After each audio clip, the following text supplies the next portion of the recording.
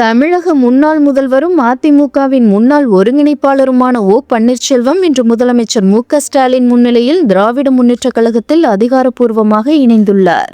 சென்னை தியாகராய நகரில் உள்ள தனியார் ஹோட்டலில் தங்கியிருந்த அவர் அமைச்சர் சேகர்பாபுவுடன் ஆலோசனைகளை முடித்துக்கொண்டு அவருடன் ஒரே காரில் அண்ணா அறிவாலயம் வந்தடைந்தார்.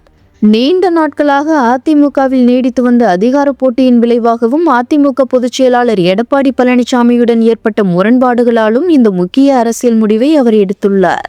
அண்ணா அறிவாலயத்தில் நடைபெற்ற இந்த நிகழ்வில் ஓபிஎஸ் மற்றும் அவரது ஆதரவாளர்கள் திமுகவில் தங்களை இணைத்துக் கொண்டனர். முன்னதாக திமுகவின் கடந்த 5 ஆண்டு கால ஆட்சியை பாராட்டிய ஓபிஎஸ் வரும் சட்டமன்ற தேர்தலில் திமுக மீண்டும் ஆட்சியை பிடிக்க அதிக வாய்ப்புள்ளதாக தெரிவித்திருந்தார். இவருக்கு வரும் தேர்தலில் போடிநாயக்கனூர் அல்லது தேனி மாவட்டத்தின் ஏதேனும் ஒரு தொகுதியில் போட்டியிட வாய்ப்பு வழங்கப்படலாம் எனவும் எதிர்பார்க்கப்படுகிறது. 3 முறை தமிழக முதல்வராக பதவி வகித்த ஒரு மூத்த தலைவர் திமுகவில் இணைந்திருப்பது தமிழக அரசியல் களத்தில் ஒரு மிகப்பெரிய திருப்புமுனையாக பார்க்கப்படுகிறது.